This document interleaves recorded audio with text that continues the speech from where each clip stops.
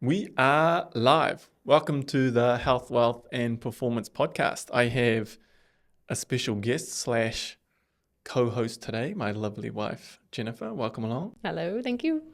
And really the main reason to get Jen on was my brain tends to go multiple different directions.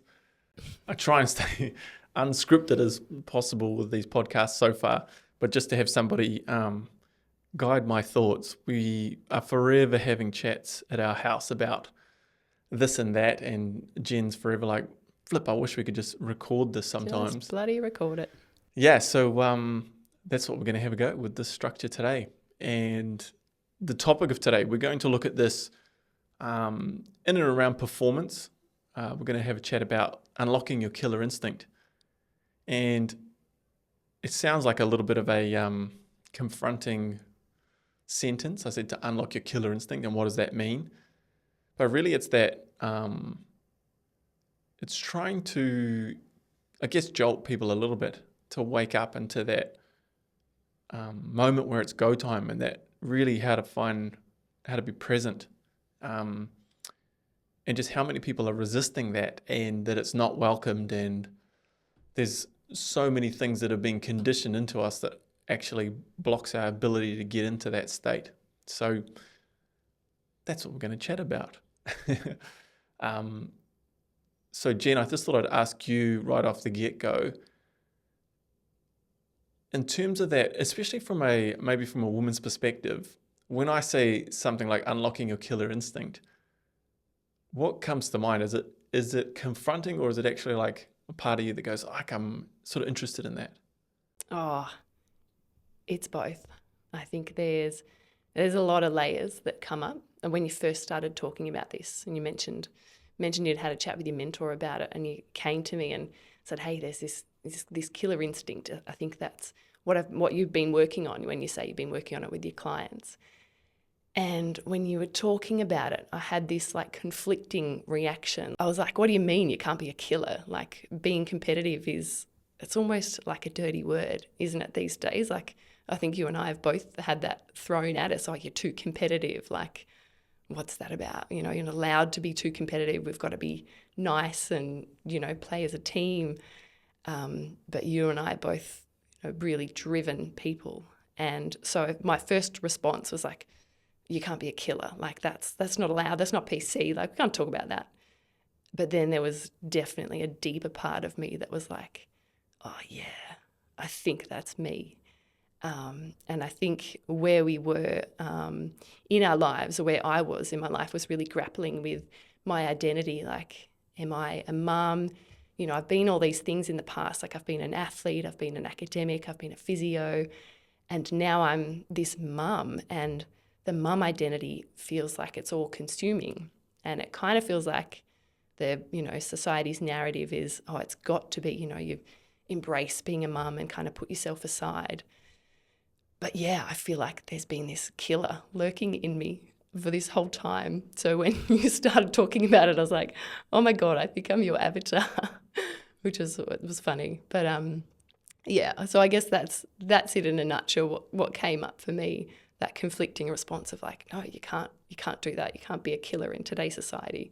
And also that like, oh shit, yeah, that definitely speaks to a deeper part of me. Yeah, I probably should interject at this point and say,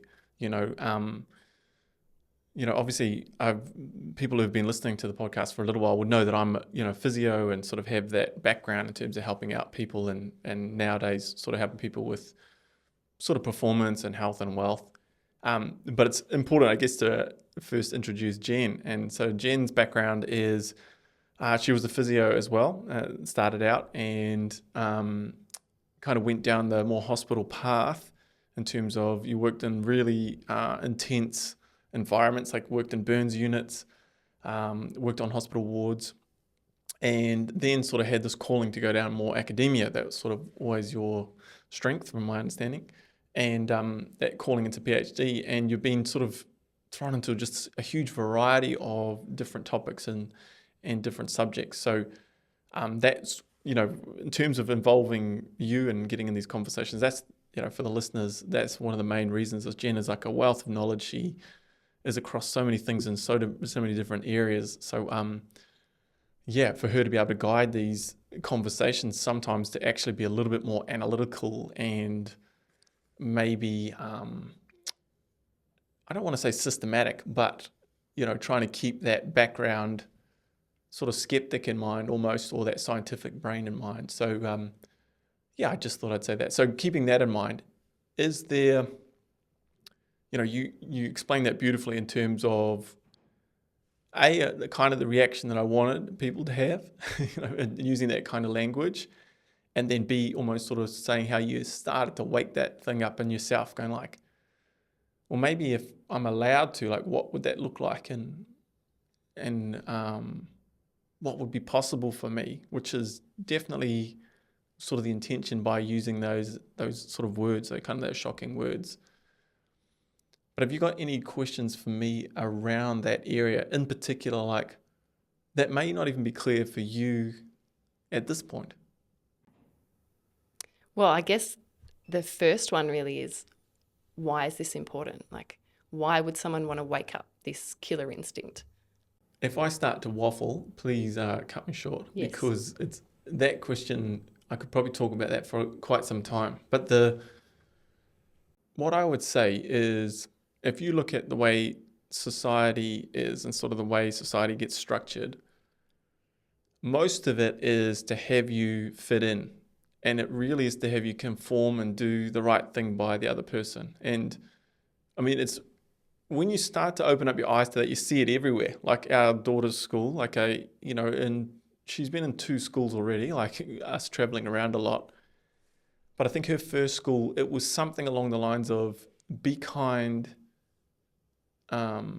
maybe be like courteous, something like that. And then the last one was like, do the right thing. Be safe. Yeah. Be safe. Yeah. Be safe. Do the right thing. And then the latest school she's at, I think they have some similar mottos. You're better at remembering words than me. Oh, I actually don't know this one. I probably should. I haven't done homework. Yeah, I know that it's in the same language. And so from the very start, when you're sort of looking to pursue anything, like, when you're younger, you get told to dream anything, like you could be anything that you want. You sort of have these huge dreams, and then it starts to go, okay, there's a profession that's got to be attached to that. And then that profession is like, sort of almost ranked in a hierarchy of like what's possible for you. And when that's your baseline, you quite often can't see just how in that world you are. Like, it's very hard to see your conditioning. And so purposely why I use that, like how to unlock your killer instinct, is because immediately most of the time people are like, oh, that's not really allowed. Like, you're not really supposed to do that. Yeah. And so by immediately like talking into that space, it just opens up this conversation then to be like, oh, what do you mean? Like, what do you mean killer? Like, are you telling me to be aggressive? Are you telling me you got to be a killer? And really what I'd say is what we're trying to do is almost flip the script of your conditioning. Because if I sort of said there's 3 parts to, I guess, the conditioning and fitting into society, the first one being there's this phenomenon of, we'll call it situational integrity.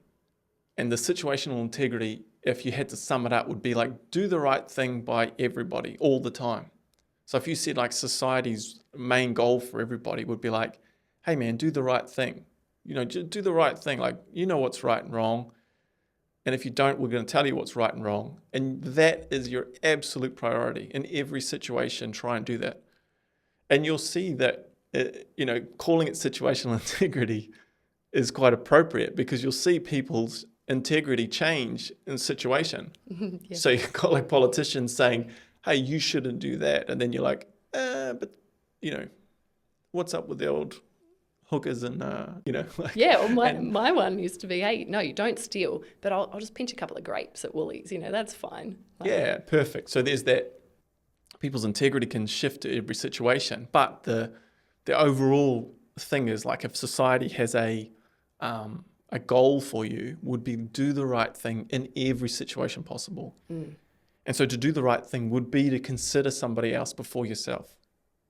And that does work, like we've got despite what the news says, that's given us a fairly peaceful society. Yeah, that is literally the school motto. It's concern for others. Yeah, concern for others. So, like when the lights are on and when you start to see this, you start to see it everywhere. And so if we said it's kind of almost like I've kind of got this triangle model. I might even put it up for people that are watching. You've got this base as sort of almost think of it like the food pyramid, but the bottom is the situational integrity. And then the next level up is your word to others. And so again, your word, so like what you give your word to, hey, I'm going to be here on time, like be on time. If I say I'm going to do something, I get it done. Being your word to other people is the second biggest priority. Do the right thing first, then do what you said you're going to do to others. And at the top of that pyramid, the last and least is your word to yourself. And when you think about that, that is so backwards. If your role was to try and get results out of people and have them achieve what they want to achieve, that would be totally backward, right? Like, because your word to yourself, if you're going to be a competitor, is the most important thing. Without it, you can't say I'm going to be champion, or I'm going to win the championship, or I'm going to win this race, without having some evidence that you've done the work. We'll go into that a little bit more, but how I would like everyone to start thinking about this is to unlock your killer instinct, is to flip the script on everything that you know and what you've been told is right, wrong, good, and bad. And that is to reverse that pyramid, and at the top, from the top down, the winner's hierarchy, if you like, is your word to yourself is above everything. It's if you say you're going to do something, it absolutely gets done. And that's, if you're looking at elite athletes and on social media, I've put a couple up about like, in particular, someone like Conor McGregor, I think it was, like just talking about where he came undone for a fight because it was all the little things that just added up. He's saying to himself, I'm going to get up and I'm not going to do this, I'm not going to do that. And he was doing it. And it's such a raw thing because if in particular, it's how you can see holes in other people. Like that's how if I was a betting man, that's straight away, if I was around people and in their circles, I'd just be seeing what they said they were going to do and what they actually do.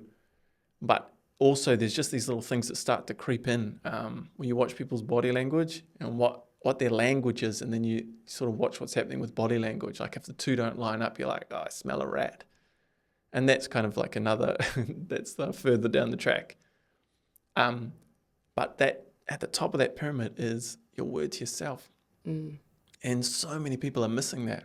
Like we're looking at our kids and, to instill it in them to be like, hey, you said you were going to do this, would be the best parenting we could possibly do, because this misperception is if you did that for yourself, that you must be selfish then. Like you're just self-absorbed, it's all about you. But really, it's the ultimate foundation. If you could be your word to yourself, then of course you could be your word to someone else. Like it would literally be the foundation. And so that next one down is your word to others. And in terms of where people come undone, like if you don't have to be around too many sporting environments to see, well, it shows up everywhere in business. Like everyone's downfall is usually their word to others at that top level, because as you start to get into that winner mentality, you sort of get to understand, okay, it's me that matters the most in terms of my word to myself. And then usually, quite a these, I guess, high-end performing people, their word to others only matters based on how important that other person is to what they're up to. And most people at that top end, they're not up to much other than just winning what they're wanting to win, right? And so sometimes your wife doesn't come into that. Sometimes, like the wife's supporting you, but all of a sudden it's like, hey, if I said I was going to be home at this time and I'm like, well, man, I was working. Like, what do you think's going to happen? Like, these results are just going to turn up. Like, Yeah, like look at, surgeons literally have a saying, knife before wife, before life. Like that's the hierarchy for that yes, level of achievement. yes. It's, once you start to see it, it's everywhere. And so then the last piece of that puzzle is the situational integrity. And it doesn't mean that if you're sort of unlocking this killer instinct that you don't give a crap, that you do all the wrong things by society. But if you sort of have your word to yourself, like if you made that your top priority, most people have a bit of a compass as to what right and wrong is regardless. And I know there might be some arguments that, hey, society has to teach you that. But I think if you are responsible for yourself and you really take that on, you know what the truth is, and you know what. And so it just depends on what level people are playing at, in my opinion. So that situational integrity is the least important because it sounds ridiculous, but like having your focus on everybody else and like making sure everything else is fine and putting yourself last kind of makes no sense when you're out to do something, because what happens is you just watch where everyone's confidence and self-esteem gets built up from. It's always built up from, you tell me how good I am, like, Yeah. yeah, everything's external from the start. Oh my God, that sums me up. Yeah. Yeah, yeah. So kind of is what you're saying, like if everyone really just looked after themselves, like from that perspective of, I'm just going to be my word to myself. I'm going to do all the things that I've said I was going to do. I'm going to look after my health, get my relationships sorted, get my wealth sorted. And if everyone did that, would society just be better? I think Mother Teresa said, like, if we all just clean our own backyards, the world will be clean. Like, is that kind of what you are touching on?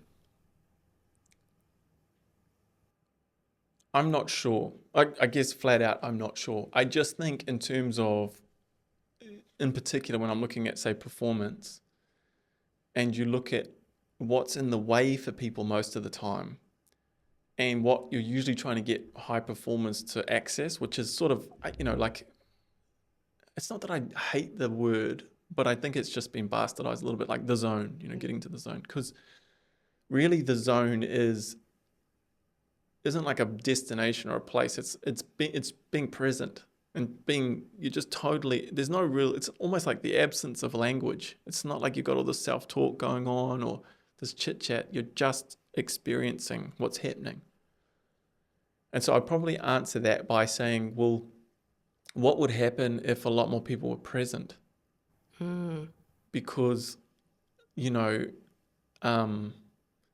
if we want to talk about economies, well, I'm not sure how the economy would look like. Because if you're present, you possibly wouldn't be on your phone all the time.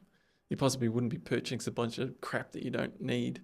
You wouldn't be looking at pursuing what somebody else looks like for your own self-worth and going, oh, that I want what they have because, like, look how great their life is. So I imagine if everybody did do that, you would, to an extent, you just have to like, I've thought about that, but just for the sake of not going into it for like a couple of hours, it would be just to say, just imagine what it would be like. And really what I would encourage anyone who's listening, if they're interested in this, would be, again, like the first point would be like, oh, what happens to society? Well, like, if you're taking that winner's hierarchy into account, it'll be like, well, who cares? Let's see what happens to my life. And then if I'm my word to myself, with all the things I've told myself I'm going to do and I'm not doing, imagine if I just took care of that. And then the next part, but like, who's the people that are most important to my journey and who do I want to look out for and who's got my back and who do I want to really look out for and look after. And I'm going to make sure I'm my word to them. If I say to my wife, I'm going to be home at this time, I'm bloody home at that time. If I'm going to pick up the kids, I've got them. I'm totally solid. If you just do those two, then watch what happens to your life. And in terms of athletes or business people or just anybody wanting to achieve anything, especially if they're seeking my help, that's where I start. Because without it, you've got no foundation to build on. You can't build anything great. It's essentially just all the cliches come into play. Like, building on the foundation is the thing that no one can really see. No one can see what your word is to yourself. You can fake so much in this world and people not knowing. Like, there's so many people, there's doctors killing themselves. There's all these high performing people, actors, performers, entertainers who commit suicide and no one sees it coming. They're like, what? And, once people understand that's the thing that matters, it's the unlocking your killer instinct to me is to try and get a bit of this fight back in people, because everyone's just, they're not sure where to go. Like, they know they're not where they want to be. There's just this nagging sense of like, I want to do something great, and the but is like, I need to be grateful for what I've got. And it's, everyone's sold this like happiness and gratitude is just like, just to be happy with what you got. Oh, be content. Yeah. Yeah, that's everywhere at the moment, but you can see it in people, especially if I start chatting to people about this, you can see there's this like, the eyes light up and they're, what would it be like if you did that? And there's just like this, I think that brilliant quote. I think you talked to me about that, to put you on the spot a little bit, the writer that passed away, and she said, I want to be something about the hurricane and not a zephyr, something. Yeah. So it was Candy Royale. She's an Australian performing artist, like a poet, spoken word poet. And she got up on stage, and it turned out to be weeks before she died. And she got up on stage and said, I just want the world to know I was a hurricane and not a zephyr. And man, that still has such a charge, because I read those words that still has such a charge, because I read those words when, like, our boy Liam, he would have been maybe 6-8 months old, and yeah, our daughter was maybe 2.5, and I was just lost. Like, I'd really gone down the hole of motherhood, in a great way, in an amazing way, like that waking up of, oh my God, this is like this purpose. But then I was also left with this sense of like aimlessness and this like restlessness. And it goes back to what you were talking about before, like all the things that I said I was going to do. Like, I've deep down always wanted to be this writer. I was like, I'm going to write a book. I've wanted to, just on this journey now, like, had thoughts about what sort of business would I create to have an impact on the world. I wasn't complete in my body. Like, my body was a mess, postnatally, because I've, grown and given birth to 2 little humans. But what was eating me up inside, and what was, keeping me awake at night, what I was tormented by was this, like, whispering in my ear of, you can do more, like, there's more, you've got more in the tank, you're not complete, you haven't reached your potential. And that would torment me, and I'd, be lying awake breastfeeding, and our baby would go back to sleep, and I'd be awake for like another hour or two, just these thoughts churning in my head. And looking back, it really had me in a dark space, because I was like caught in this awful position of having woken up this higher purpose of, like raising these 2 beautiful kids, but then also being, out of my word with myself. Like, I wasn't looking after my health. I wasn't pursuing like my creative passion. I wasn't writing, I wasn't reading, I wasn't learning. And I had all the excuses under the sun, and had so many excuses, like no time, I got all these responsibilities. But deep down, I knew it was just me.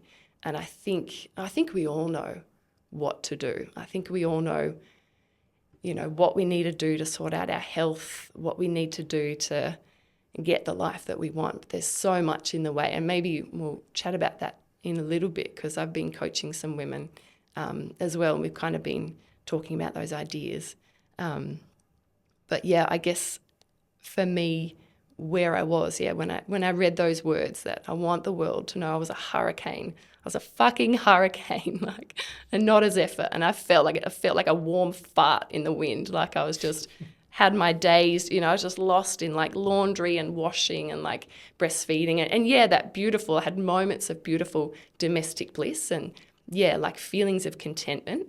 But there was also this deeper, like, I know I'm just being complacent. And I think that's the conversation that, particularly for women, I don't think we really go there. Like in motherhood, there's these warring sides. Like I think, talk to any mum that's got their kids at school, and there's the working mums versus the stay-at-home mums, and there's the warring factions of I'm doing the right thing, like I've got my purpose, I'm contributing to society, to the economy, I'm doing it for my kids. And then there's the other side that are, I'm staying at home and I'm putting my kids first. And yeah, it's just a silly conversation because I think we're our own worst enemy because we're fighting each other instead of actually looking within, looking at our own lives and going, am I living a self-directed life? Like, am I living in line with my values? Are the working mums being conditioned to be this driven woman, this like successful, high-achieving businesswoman leaving behind a trail of destruction? Are the stay-at-home mums being programmed that, hey, you sacrifice your health, sacrifice your own ambitions for those of the kids? And I'd love to think that there's something in between. And ultimately, and everyone's values are different, but I think it does, surely it's got to start with looking at those things that you said you would do, and are you doing them? And I think for me, there was that knowledge of, no, I'm not. And I'm not reaching my potential. And I'm using these kids, I'm using you, I'm using the housework as an excuse to not explore more deeply what's possible. Mm. Yeah, I think if there is any woman listening to this podcast that doesn't relate to that, be like, I don't know what you're going to relate to then, because I don't know, I just had this vision of like, imagine if you could put out some sort of like post or something in your local area. I just think of that movie Network, where the guy, there's a guy who is basically a newscaster. He's having this, I guess, mental crisis / awakening, and he tells everybody to scream out the window that I'm not going to take it anymore, and all these people start looking out the windows to see if anyone else is doing it, and like, I've had enough and I'm not going to take it anymore. And the people don't even really know what that means. You can, the scene is, you can tell people are like, well, why would I do that? Like, but then they start doing it and just like, I don't even know what to do with that. But like, my life has value and I'm not going to take it anymore. And then it's not that you try and kind of like, you want to burn the bridges down, or think that your whole life needs to be a set of achievements for you to get worthiness, because a lot of people might misinterpret what you're saying for, well, that's just because you're trying to fill a void, that you're not good enough. And I think that's there for a lot of people, but it's this feeling that everyone has that like something's not right. And I was saying before, like, I didn't want to go down this rabbit hole because of the fact that it might like spew out into something different. But if you just look around you and you just sort of see that the world's kind of at a bit of a turning point, well, I feel like it is. And the turning points don't happen quickly. They happen over a long time. So you should say this turning point might have been happening for 20 years. But you can see, like, just have a look at what's happening in shops. Just see how packed out shops are, and like, is what's happening in retail. Like, just for interest's sake, go and have a look at that industry. And yeah, I know people are doing it tough financially, but people think that the young people of the world are all messed up and they're totally like aimless, but you just see what some of these young people are doing. Like nightclubs and things are starting to do it very tough. Like, it's like, that's interesting, isn't it? Like, aren't these young people just wanting to go get drunk and sleep around and stuff? It's like, they're not doing that. And what they're trying to seek out and stuff, it's not, if you just believed what you see in media, you'd be like, oh God, like the next generations. But they're hungry for something. They're hungry for something. And a lot of them are not following this traditional, hey, it's a profession that you got to have, that somebody else tells you how valuable you are to society with a dollar limit next to your name. It's like, hey, this is how much you're worth per hour. And the society will tell you how much you're worth per hour. A lot of these younger generations are like, no, like how much value can I bring? And if your target, if you're like, when you're waking this killer instinct up, is like, I want to be present. I want to be like at the wheel, being the driver.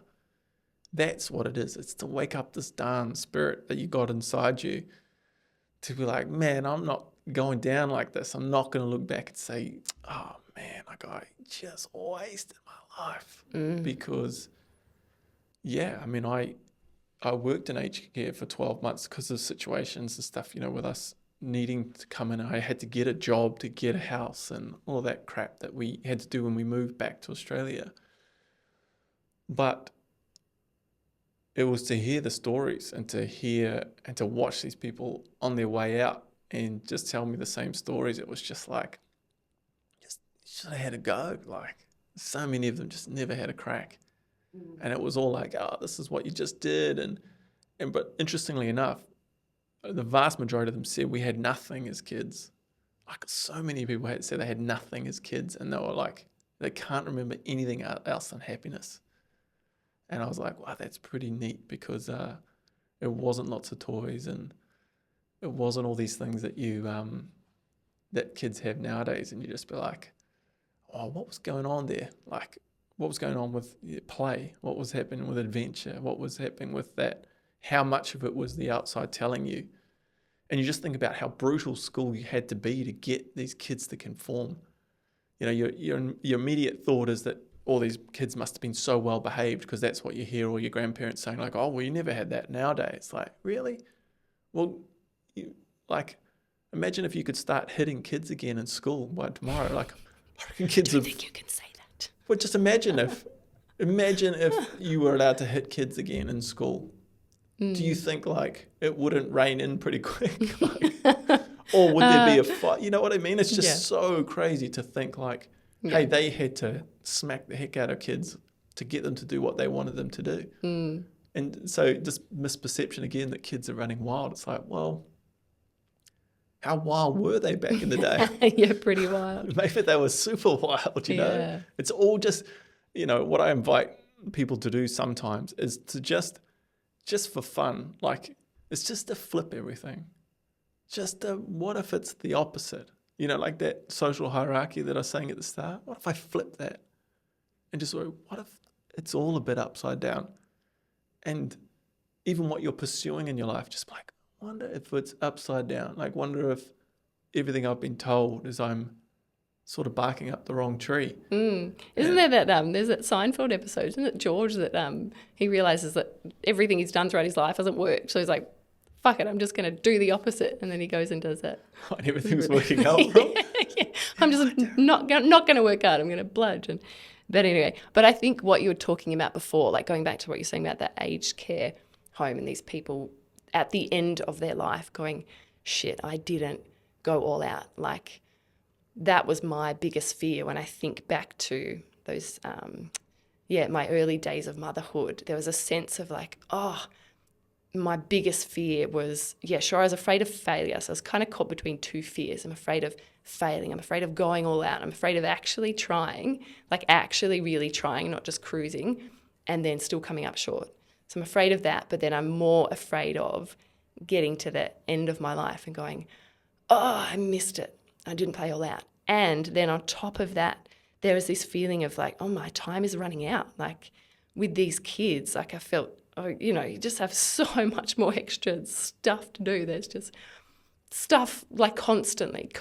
And then each extra kid you have, you got extra stuff, and there's even less time.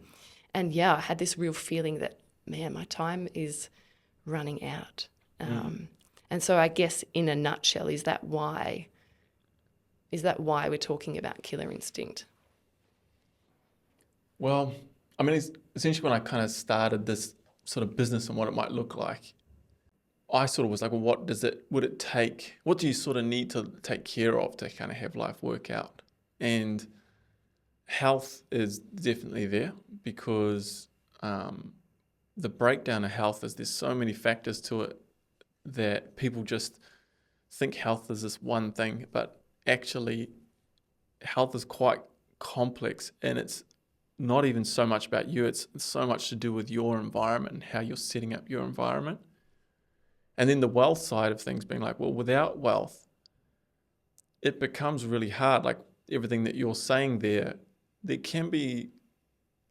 a lot of options that might be available to you with wealth there. And then performance side of things being like, how do I get the most out of what I want to do? And so this sort of killer instinct is really what I started putting together for like a program, or not started, sort of starting to put out there as this ticket to kind of wake it up in people. Because everyone's perception might be like, even when you say like unlock your killer instinct, it's probably thinking that I work with men, and I don't. The vast majority of people I work with are women. And again, like you might think that that killer instinct looks a certain way. It's the UFC type guy, like the bravado, like the soldiers and stuff. Like, you'd see the David Goggins, and it's just like stop being a pussy. Yeah, basically, like toughen up. And it's kind of could be quite far from that. In fact, there's sort of lots of different types of killers that I sort of say to you, like, the first question is like, do you think you know what type of killer you are? Like, are you already like a little bit in touch with that part of yourself, like your competitive self? Because in my mind, if everyone's been told like stop being so competitive, like stop, like you're too competitive, as if there's some sort of scale that you're supposed to adhere to. Like you're at least a 6 out of 10, you need to dial it back to 4 so you can, you know what I mean? It's so stupid. And then it's like based on what? And it's usually when you look into things, it's the other person projecting, they're super competitive and they want to lower you down so that they've got a chance, And when you start looking at, so what if competition is your access to freedom? What if that competition wakes up that life? What if you actually went back into competition and started thinking of that as like your ticket to all those things that you're talking about? Like that like, hey, I'm a damn hurricane, I'm not a zephyr. There was some fight in me. And it doesn't have to be like, the competition doesn't even necessarily have to be at the sake of somebody else. But it's that competition to be like, I'm gonna play full out here. And the reason people don't do it is to live in that and to open up that killer instinct. The main reason I want people to kind of think of that frame is that to go towards a new goal, like something that you've never sort of done before, there's a gap. And then in terms of the actions that you're going to take, if you've never done it before, it's going to be new territory. So guess what? It's going to be everything you're scared of. It's why people don't do it. It's all fear. It's all the things that are going to pop up that you've been taught to kind of avoid. You've been taught to avoid confusion. Like you've been taught to avoid frustration. You don't ever get taught how to navigate confusion and frustration. It's just like, get hard, keep working at it. But what if I said to you, if you're confused and frustrated, you're on track. Like that means we're going somewhere. And that's kind of what I'm saying to you. Like if you flip the script and you said, what if confusion was exactly where I need to be? But like if someone says they're confused to me, I'm like, great, what are you trying to learn? Like, I'm so frustrated. It's like, good. It's better than the alternative. The alternative, if you're not like confused and frustrated, then like I know you're not stretching, like, or I certainly know you're not even awake. You're asleep at the wheel. I'll never forget how I felt when you came to me when we started working with our mentor, and you came to me and said, babe, I think we're going to sell the house. And I just felt like the ground wasn't solid, because it's like, what do you mean? This is what we've worked hard for. Like we'd come over from New Zealand, we were renting, and then the house in the same street came up for sale, and we were just like, this is us, this is our life. We're going to land. We'll never want anything again. Like we'll just be so happy and content, and that'll be us. And we did that, and we bought the house, and you did a heap of work renovating it. And then a year, 18 months down the track, it was just starting to feel like, something's missing. This isn't quite how I thought it would feel. And yeah, those moments of like confusion and what do you mean we're going to sell the house? And then of course that whole process, because once we decided to sell up so we could travel around Aussie and it entered this new kind of freedom journey, that whole process of selling the house, like the rumours, the comments outright and behind our backs, we got from neighbours, from people who were close to us. It was a really confusing and frightening time, and that's what change like feels like, because by definition, if you're doing the same thing and it feels comfortable and it feels safe, like you're not going to be learning, you're not going to be growing. And is that what you're talking about there? Like that you have to, it's like comfort zone conversation, isn't it? That if you want to learn, if you want to grow in anything, and this is any area of your life, right? Like ours was around money. What triggered this whole journey was like, wow, we did not have the money results. We did not have the wealth that we had been taught. This is the pathway. You get good jobs and you study hard and you work hard. And we were 700K plus in debt. And we both knew something was missing. What was that like for you? Because I think that was the moment you woke up your killer instinct, working with that mentor. Well, once you start looking at things, it only makes, there's someone, I saw a clip of someone like, life only makes sense looking backwards. Yeah, you live it forwards, but it only makes sense backwards, yeah. Yeah, there had been plenty of times where I jumped. And when I mean jump, like, let me see where the chips lie. Like, I'm going to go way outside. Like, I'm going to jump off and I'm not sure what's going to happen. I've done that so many times in my life. It's not really that scary. That whole thing of selling up and going on the road was actually more about you. Thanks. Because you'd said to me your dream was to do the west coast of Australia in a caravan before the kids went to school. Yeah. And we were coming up with like a couple of years left.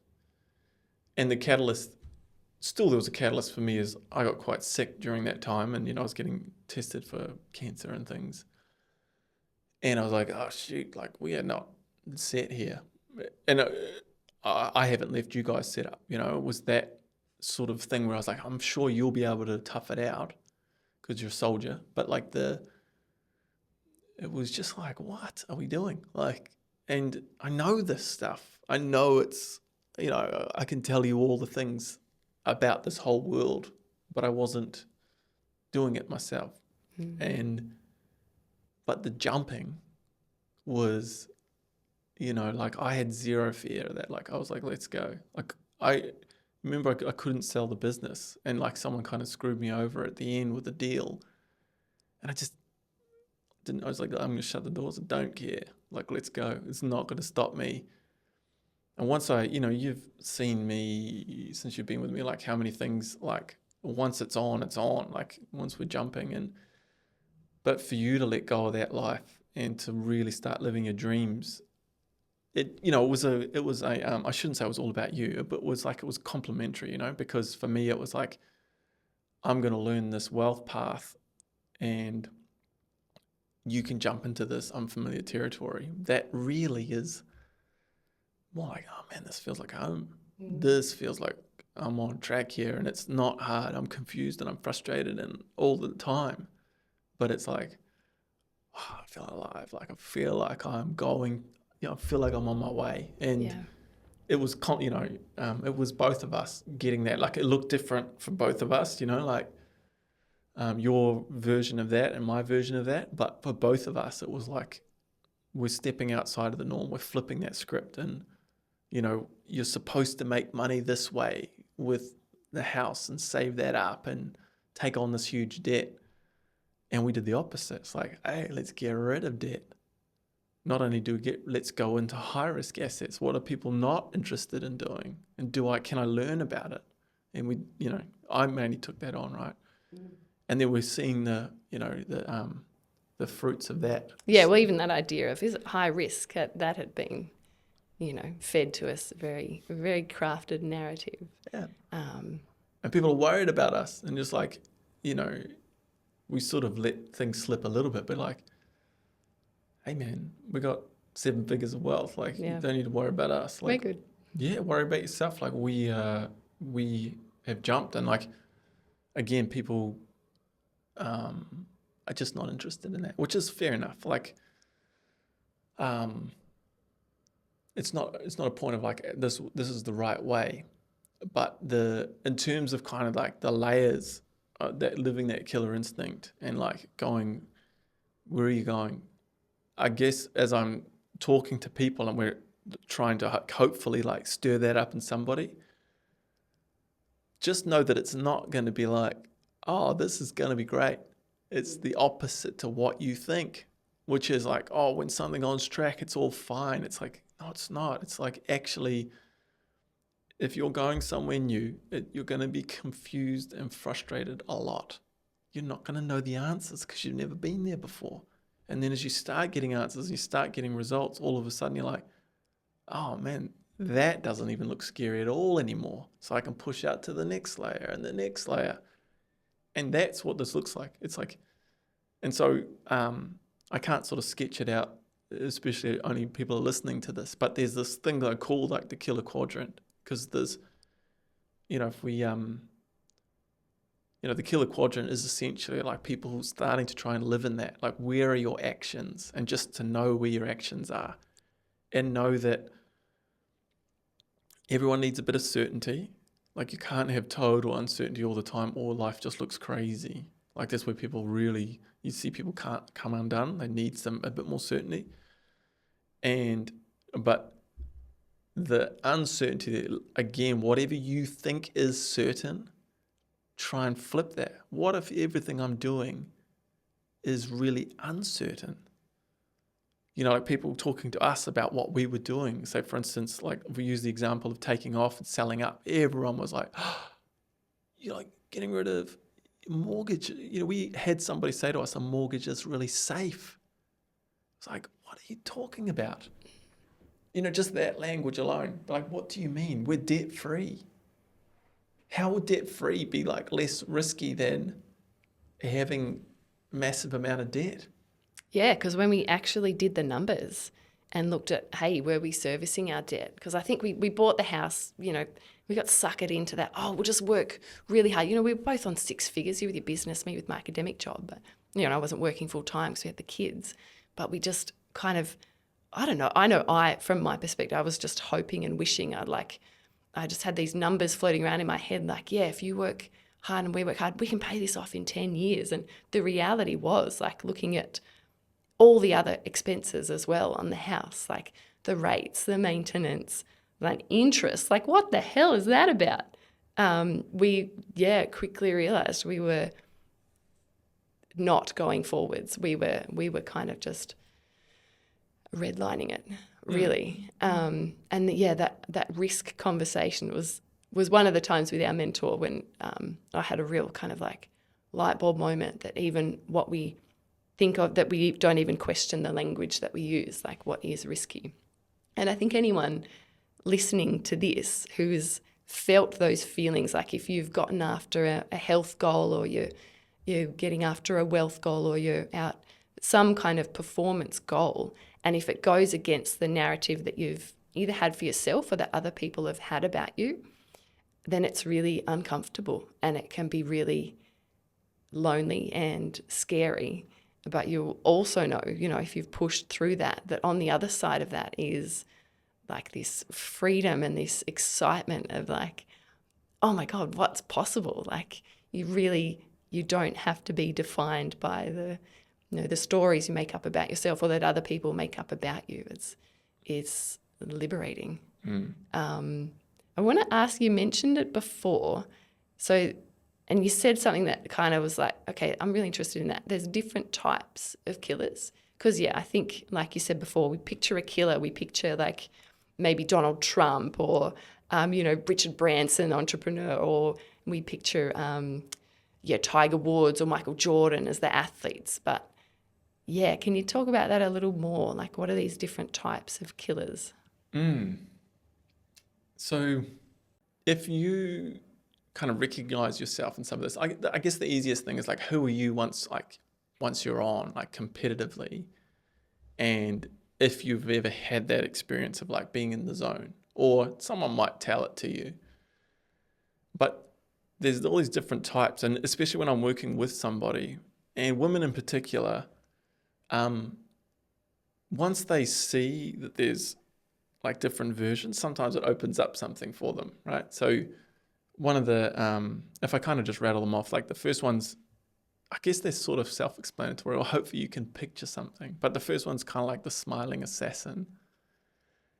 And there's lots of smiling assassins out there, especially women, like can tap into that one quite well. Like you don't have to be a sort of horrible, gruff sort of person to have this killer instinct. And so, growing up, my one of my icons was Martina Hingis. She was just this sweet Swiss, 16-year-old, like just a beautiful, smile, face full of teeth, and she was a killer. Like she had to be a killer to have the success that she did. I remember when you were telling me about the smiling assassin, I think that really kind of opened up something in me. And there's other, I think Reese Witherspoon would she be one of those too? Like she's... No. Oh, no. She's Okay. another beast. Okay, all right. Let's not get into that too much. But like the next one is kind of like the sniper. And if you think about the sniper being someone who's very patient and is very meticulous and very calculated and needs to know where everything is and needs to have done it a lot before they, quote unquote, pull the trigger. That personality type is like the very analytical, like I've got to just check everything and account for everything and, be, to an extent that brings me peace. Like I can do something peaceful, like to pull the trigger, so to speak, like and take the action rather than thinking of shooting the bullet, but you know what I mean? And so that it seems like it might be the same thing, but the next one's to be like kind of the soldier. And the soldier is sort of like that Goggins type mentality. Like if you say do one more, I'm going to like do 5. Let's do 50. Yeah, because it's just going to be like, that's how I'm going to take you out. That eventually you're just like, this person isn't going to stop coming. Like, what are you going to do? And I suppose like in the tennis world, I personally see Djokovic, Novak Djokovic is that sort of a personality. You just can't kill him, like you just can't. You're not going to defeat him mentally. You're not going to defeat him physically. Even when he's injured, like that's the, whatever people feel about that. I think a lot of it is strategy, but it's even if he's injured, you're just thinking about him constantly. And that's his whole thing to me, but it's like, this guy's not going to, he's a robot. He's a robot. He's an Energizer Bunny. Just die. No. Yeah. The next two are, I'll talk about like the conqueror next. So the conqueror is, I guess it's something that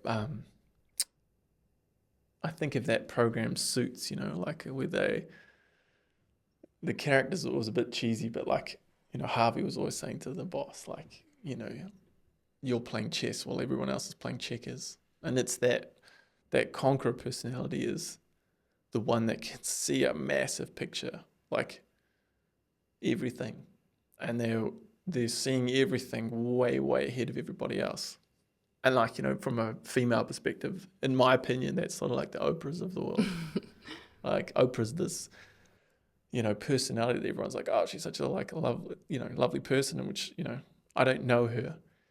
But all of a sudden it's like, I remember there was an interview with she was interviewing Michael Jordan.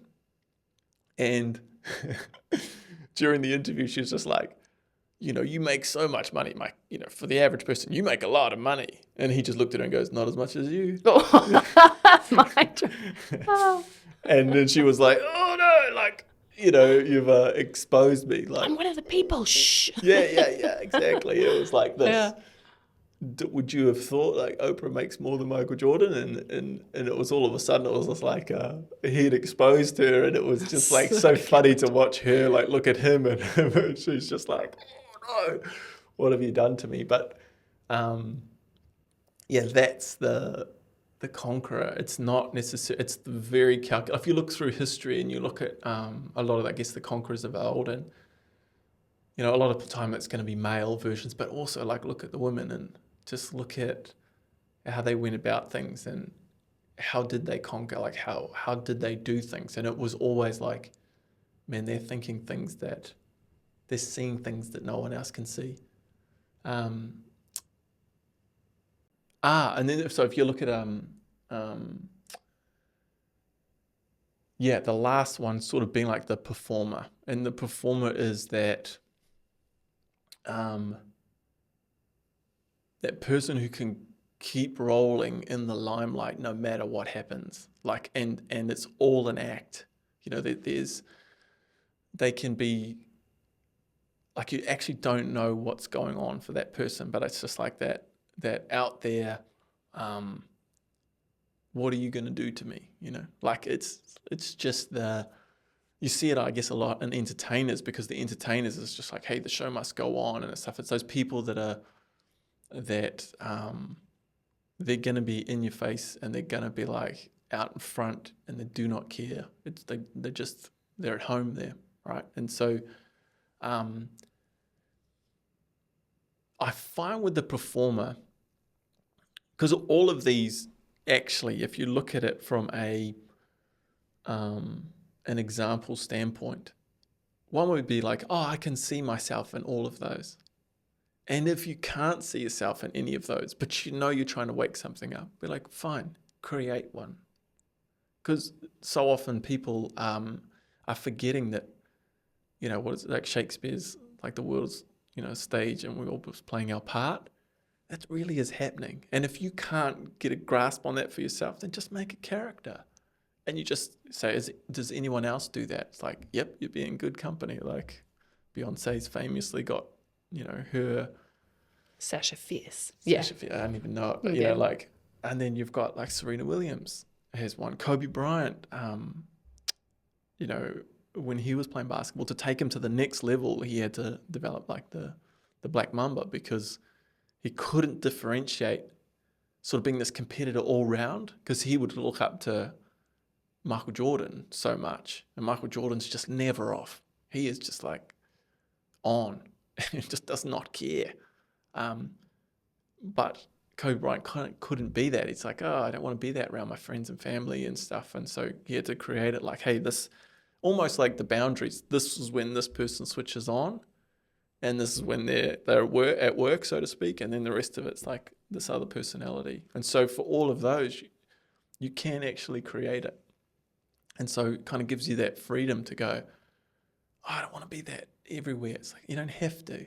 It's like you can step in and out of it. And I think in particular, just personally speaking, I find that that's way more powerful for women, because women have such a tricky job, man. And I've talked to you about this. I personally think that women is the fabric of our society. They hold everything together. And what women have been sold is they're not powerful. And they've been sold that they're kind of they've been the victim of history, which, on paper really does look like that. But then, people like my grandmother, if you'd said to my grandmother, are you a victim? She'd be like, hell no, like, no way. And I've been around those sorts of women my whole life. And so because there's so many different, roles, you've got the mum, the mother, you can't be like a hyper competitive person with your kids. Well, I was. But you know what I mean? Like in terms of if you want it to go well. Yeah. And or certainly the mother role, if I said to you, who do you want to be as a mum?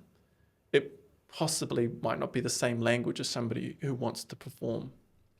And then you got the lover, like, you've got it as this partner of somebody. It's like, oh my gosh, there's another layer to it. Then you've got the work side of things. And then, whether you agree with masculine, feminine energy, it's sort of, you'd have to say that business world has been more that kind of masculine energy. It's more like, hey, this has kind of got these well-rounded shapes, these kind of square edges, and this is what, if everything fits in. If you just do that, then things are going to work out. And that's not really the feminine energy. But again, we don't know if feminine energy could totally take over businesses. My feeling is it could, but just no one's got the bravery to go and do it, because again, it would be very scary, because it's just like, wow, the well-trodden track is very successful and everyone's done it. Okay, I think, so what you're just talking about with that, the different roles of, that we step into with motherhood, across business and relationships as well. I know looking back that, and when you say competition is your ticket to like flow states, like that is just such a light bulb moment, because when I look back to those early days, weeks, years of motherhood, I had zero competitive outlet. And so, of course, I channeled it through my kids, or I projected it onto you. And I was just competitive about the weirdest things, like, I use cloth nappies, or I'm competitive about what my kids wear, or, they're obviously too young for sport because they were like crawling.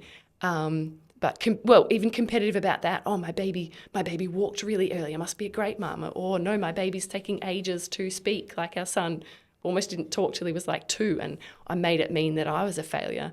And looking back, I'm like, oh, I really did not have a competitive outlook.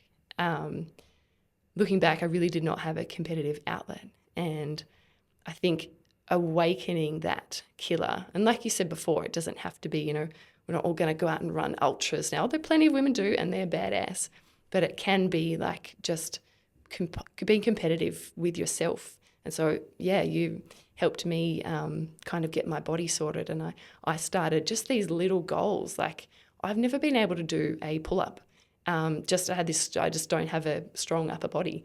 And you helped me through, just showing me some exercises to kind of step my way up. And I can do like 3 or 4 in a row now, which, I mean, I have no use to do a pull-up unless I'm like climbing up a cliff, escaping a, I don't know, post-apocalyptic dragon or something random. But the pride I've got in myself of just like, hey, 12 months ago, I could not do a single pull-up, and now I can do 3 or 4.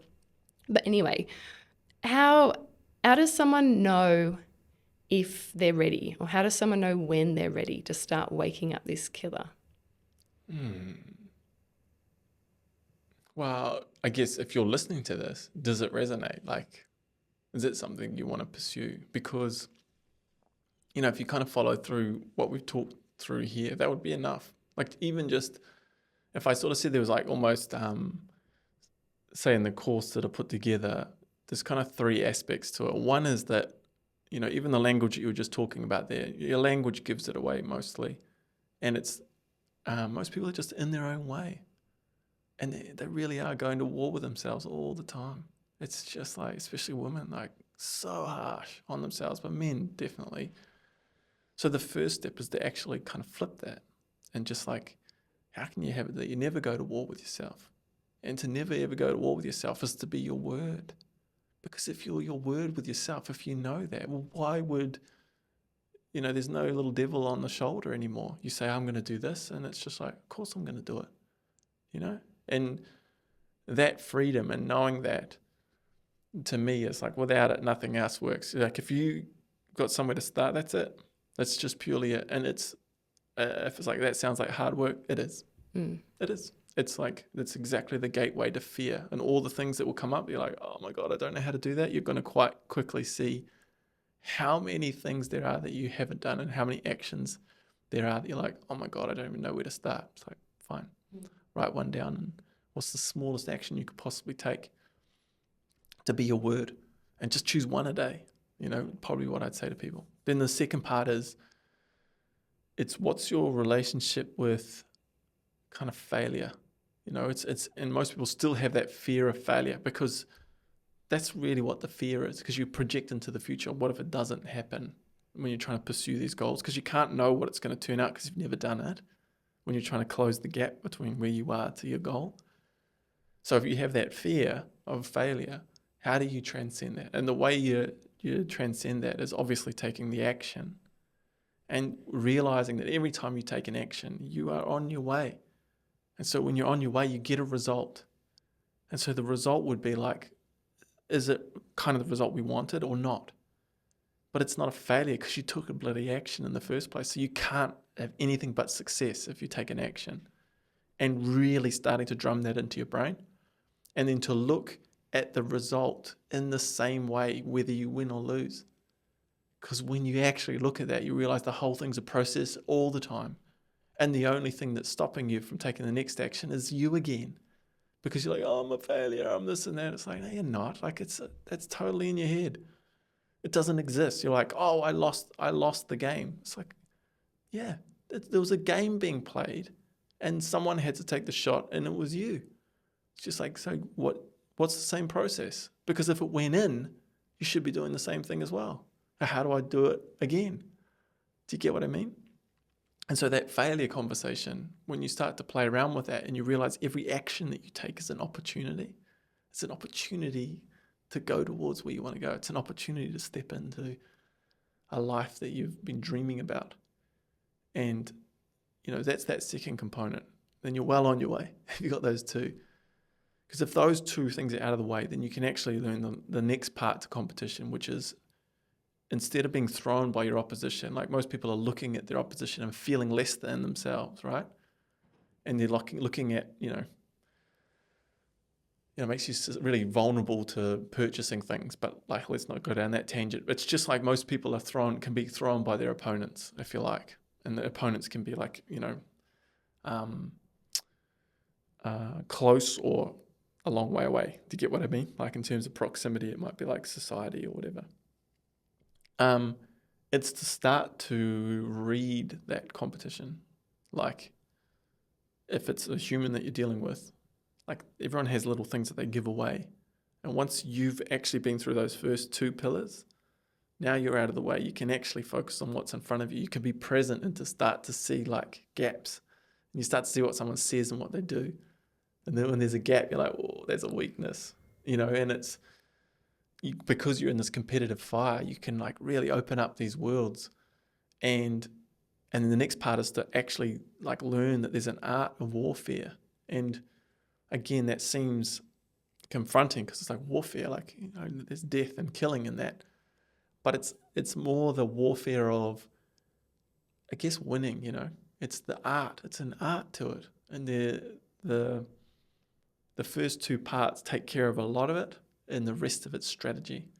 And when you're there, you can be present then. It's unlocking it and actually realizing that this is about you being the driver. You're not asleep at the wheel anymore. You're the driver. And when success happens, you know exactly why. And you're not like, oh, I've landed somewhere. It's actually you get success and you're like, what's next? Like one of the clients that I work with, she was a smiling assassin that wanted to become world champion. And she was up against horrible odds, like had basically been told never to do strenuous exercise again. And she was already like well on her way, but I just took her to the next level. And that when she won the world title, which was her unbelievable goal when she first walked in the door with me, she was just like, oh, what's next? And then it's been now, she kind of hasn't pieced it together, but now she just wants to go for it with her business, and work's not really, sport's not really her focus at the moment, and she's almost down on herself, but it's like, no, it's just shifted now. Like you're realizing it's just all what's next. It's once you open that up, you're like, what's next? And then you start to just see your potential is way, way beyond what you ever dreamed possible. And that's the fun of it, to just like go, no matter what you think you're capable of, I promise you, you're capable of way more. And that just sounds like talk a lot of the time, but it's just, when you've actually, I've helped people step through it. So it's just like commonplace for me, and it's really, you get to the point where you like start choosing some goals that you couldn't possibly imagine achieving because it's, most of the time I'd say to you, everyone says, even with those goal settings, like it's got to be smart and realistic. And, I'm not saying being like delusional, but it's still just, if you've had a consistent dream and you've kind of seen it in your mind's eye, and you've seen all the pieces, like usually to even do that, it's usually calling on something that you know. You don't just make something up out of totally nothing, usually. Do you get what I mean by that? And so if you can dream it like that, and you can already see your strengths usually come into your dreams, then totally it's achievable. So that's a long-winded answer to be like, if you're wanting to start somewhere, like just start, and start with like, fundamentally, you're in the way. So to get yourself out of the way is to be your word. And once you know yourself as your word, then these other things start to open up, because we can start, we can play around with that. And in particular, coming up with when you come up against yourself again, because it's very rarely something outside of yourself that you're up against. It's usually just you. I feel like deep down, a lot of us know that.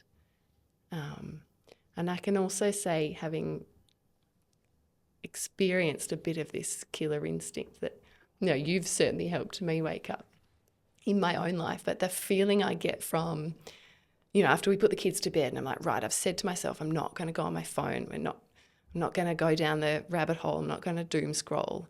And instead I pick up my journal and I go outside on the balcony and journal and kind of sit and reflect and do my little gratitude exercise. And it kind of feels uncomfortable. And there's days I'm like, I just really want to pick up the phone.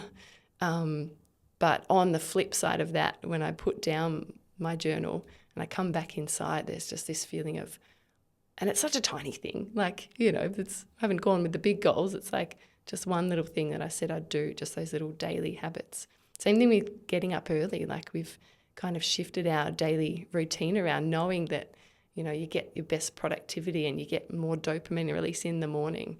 So we shuffled our days around, we both have, to go to bed a bit earlier and get up at 5. And the feeling that I carry throughout the day, whether I'm doing my work or whether I'm with the kids, that feeling of knowing, hey, I got up at 5 and I felt tired and it was hard and I felt a bit crap, but I did it, and that just carries on throughout the day.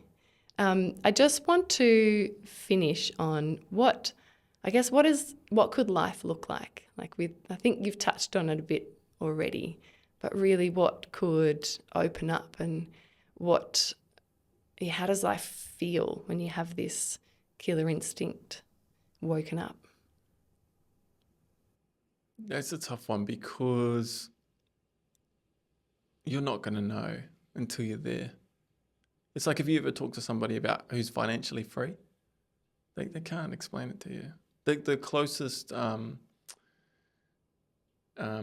never forget having a chat with this chap about financial freedom.